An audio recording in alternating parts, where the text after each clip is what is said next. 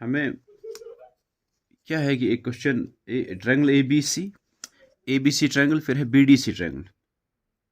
Triangle ABC and triangle DBC are two isosceles triangles on the same base BC, and vertices A and D are on the same side of BC. See fig 6.39. If AD is extended to intersect BC at P, show that triangle ABD is congruent to triangle ACD. पहला part है वो मैं लिख के रखूंगा. Triangle ABD हमें दिखाना है वो कॉन्ग्रेंट है ट्रायंगल ACD के. ये दो ट्रायंगल्स कॉन्ग्रेंट है हमें दिखानी है. गिवन क्या है कि एक है ट्रायंगल ABC, आइसोसेलेस है. आइसोसेलेस का मतलब उसमें दो साइड्स इक्वल है. और कौन सा साइड्स इक्वल है? उसमें AB और AC इक्वल है. कोई भी दो साइड्स इक्वल हो सकता है. से दूसरी ट्रायंगल है BDC. BDC भी आइसोसेलेस है. उसमें BD और DC इक्वल है. ये कह रहे हैं उन दोनों की बेस एक ही है BC. वो जाहिर सी बात है, नजर भी आता है. ABC में BC है एक साइड और DBC में भी एक साइड BC है. दोनों की बेस सेम है. फिर ये कह रहा है कि A और D दो पॉइंट्स है जो BC के एक साइड में है. असल में फिगर एक बनाई है ना हमने, ये असल में इस तरह है. BC के इधर में एक पॉइंट है A, ठीक है. फिर उनको ज्वाइन करने के बाद जो ट्रायंगल बनती है B और C को A के साथ ज्वाइन करने के बाद ट्रायंगल बनती है आइसोसेलेस ट्रायंगल. उसमें ABAC इक्वल है, ठीक है. फिर दूसरी एक ट्रायंगल है, यही BC आप ले लो. इसी BC बेस पर मैं अलग बना रहा हूं, है उसी BC पर. यहां एक पॉइंट है उसी साइड, जिस साइड में A उस साइड में D भी है. फिर DBDC को ज्वाइन करो. ये जो ट्रायंगल बनी BDC, ये भी आइसोसेलेस है. इसको मैं अगर यहां से अलग बनाऊं ना, इसे ये और ये साइड इक्वल है,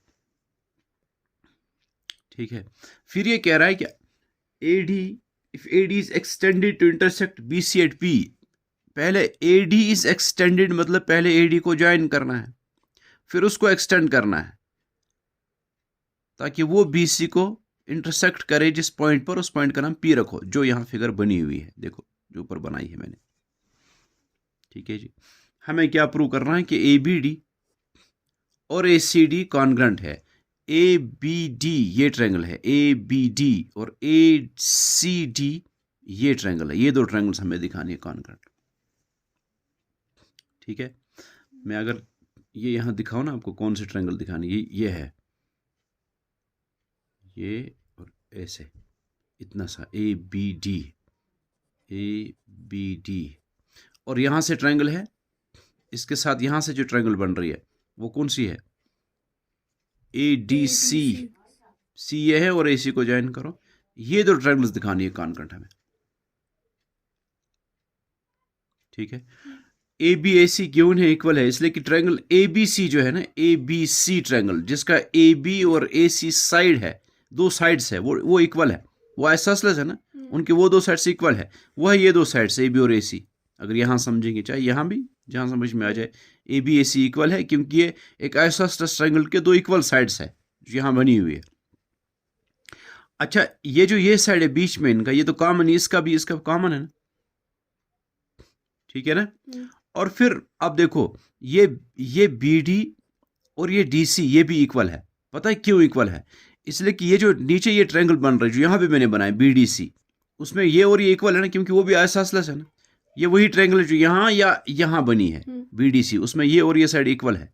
अब जो आपने बनाई ADB अलग, ADB में वो BD उसका एक साइड बन रहा है, और यहां से ADC में DC वो इस ट्रायंगल का साइड बन रहा है. वो दोनों इक्वल है ना, क्योंकि वो असल में एक ट्रायंगल है वहां आइसोसेलेस. ये उसी के दो इक्वल साइड्स है. तो ये साइड इसके बराबर, ये साइड इसके बराबर, ये साइड कॉमन. तो ये कौन सा रूल है? ये SSS रूल से कॉन्ग्रेंट है. SSS रूल क्या है? साइड साइड साइड, कि जब दो ट्रायंगल्स में तीनों कॉरस्पॉन्डिंग साइड्स इक्वल हों तो भी ट्रायंगल्स होती है कॉन्ग्रेंट, ठीक है. तो हम ऐसे लिखेंगे इन ट्रायंगल. अब आया समझ में? आज triangle ABD and triangle ACD, इन दो ट्रायंगल्स में AB is equal to AC. ABAC equal है, या यहां समझो ABAC इक्वल है. क्यों इक्वल है? इसको लिखते हैं given, because ABC is an isosceles triangle. अच्छा, और AD is equal to AD.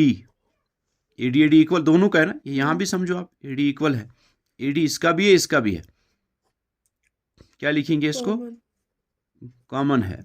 और फिर BD is equal to DC, क्यों इक्वल है, ये भी गिवन है क्योंकि वो एक और ऐसा ट्रायंगल बनी है BDC, उसके वो दो इक्वल साइड्स है।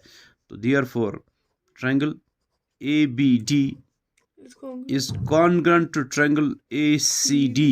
रूल कौन सा है, SSS कहते हैं उसको, साइड साइड साइड, तीनों कॉरस्पॉन्डिंग साइड्स अगर इक्वल है तब भी ट्रायंगल्स कॉन्ग्रुएंट होती है, ठीक है ना। फिर दूसरा पार्ट क्या है कि triangle ABP is congruent to triangle ACP। ABP देखो जरा,